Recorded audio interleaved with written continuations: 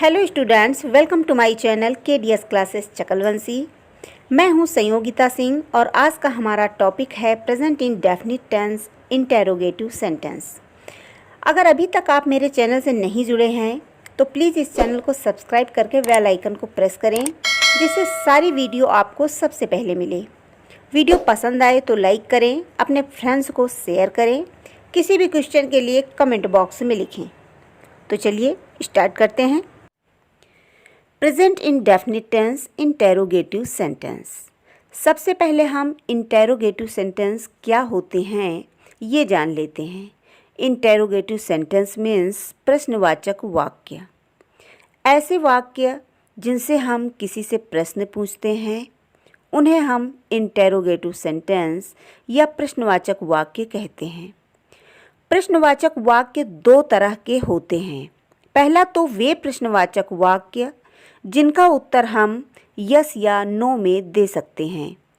इन वाक्यों की शुरुआत प्रश्नवाचक शब्द क्या से होती है, जैसे क्या तुम पढ़ते हो, क्या वे जाते हैं, क्या मोहन क्रिकेट खेलता है, क्या वह स्नान करता है।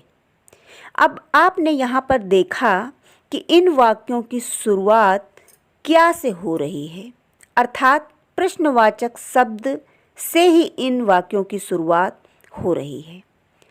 इस प्रकार के वाक्यों का ट्रांसलेशन करने का नियम इस प्रकार होगा। क्या से शुरू होने वाले वाक्यों का ट्रांसलेशन करने के लिए सबसे पहले हम सब्जेक्ट के अनुसार डू या डज में से किसी एक को लिख देंगे, प्लस सब्जेक्ट लिखेंगे, प्लस V1 अर्थात वर्ब की फर्स्ट फॉर्म लिखेंगे, प्लस ऑब्जेक्ट कर्म को लिख देंगे और सबसे लास्ट में हम क्वेश्चन मार्क लगा देंगे। तो आइए इसे और बेहतर तरीके से समझने के लिए कुछ सेंटेंस की प्रैक्टिस करते हैं। जैसे हमारा सेंटेंस है, क्या वह गरीबों की सहायता करता है। तो इसका ट्रांसलेशन करने के लिए सबसे पहले हमें यह देखना पड़ेगा कि सब्जेक्ट सिंगुलर नंबर की कैटेगरी का है या प्लूरल नंबर की कैटेगरी का है। अब हमारा सब्जेक्ट है वह की इंग्लिश होती है ही हमारा सिंगुलर नंबर है, तो इसलिए हम यहाँ पर डस को सबसे पहले रख देंगे। फिर सब्जेक्ट लिखेंगे, सब्जेक्ट ही हो गया। अब मुख्य क्रिया लिखेंगे।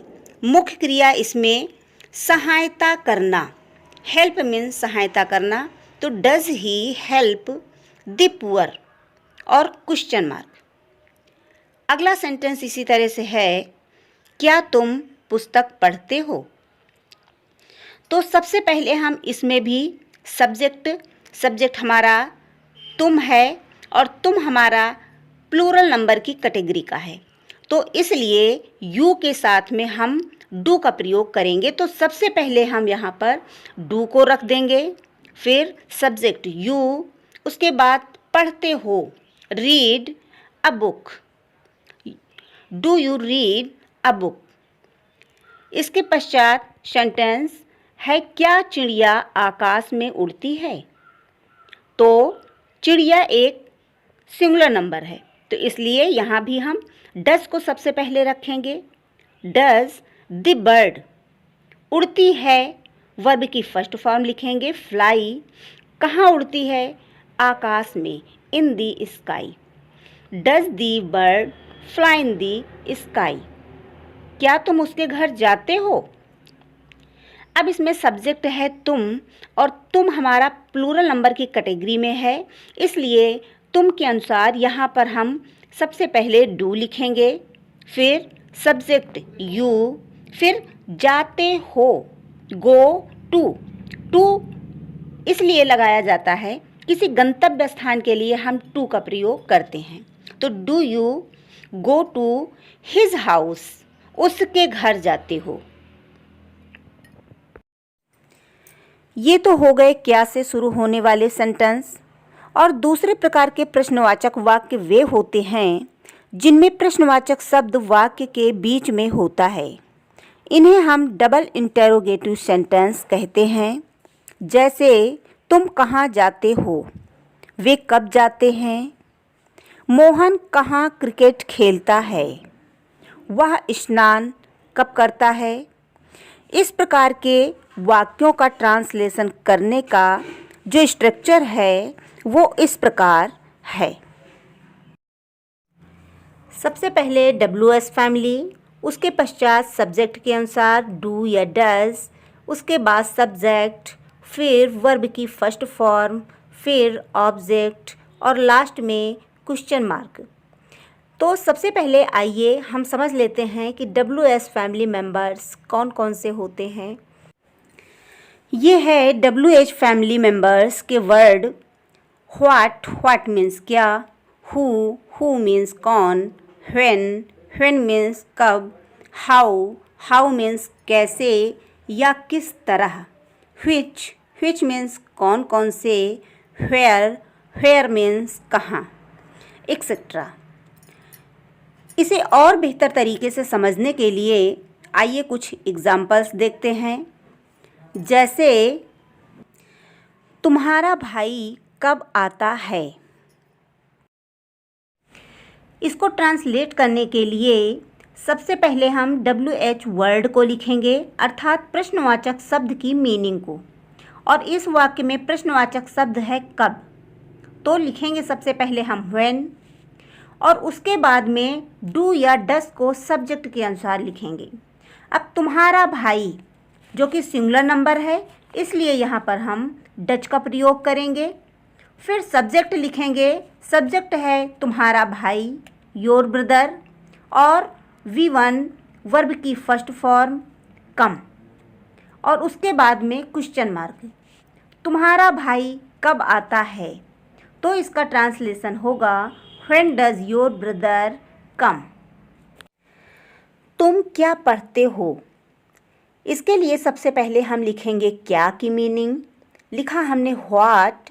अब सब्जेक्ट के अनुसार डू या डस का प्रयोग, तो यू के साथ हम लगाएंगे डू, और उसके पश्चात सब्जेक्ट यू लिखेंगे। उसके बाद वर्ब की फर्स्ट फॉर्म पढ़ते हो के लिए लगाएंगे रीड। तो तुम क्या पढ़ते हो, व्हाट डू यू रीड। मैं पत्र क्यों लिखता हूँ। इसके लिए सबसे पहले लिखेंगे हम WH वर्ड क्योंकि मीनिंग, क्यों के लिए लगाएंगे हम व्हाई, और इसके पश्चात सब्जेक्ट के अनुसार डू या डज, तो आई के साथ लगाएंगे हम डू। उसके बाद सब्जेक्ट आई, लिखता हूँ वर्ब की फर्स्ट फॉर्म, राइट पत्र, अ लेटर। तो why do I write a letter. Kamla कब दौड़ती है। इसके ट्रांसलेशन के लिए सबसे पहले लिखेंगे हम WH वर्ड की मीनिंग, कब के लिए लगाएंगे हम व्हेन, और सब्जेक्ट के अनुसार डू या डज। तो कमला हमारा सिंगुलर नंबर है, इसलिए यहाँ पर लिखेंगे हम डज। इसके बाद सब्जेक्ट कमला, और वर्ब की फर्स्ट फॉर्म दौड़ती है के लिए रन।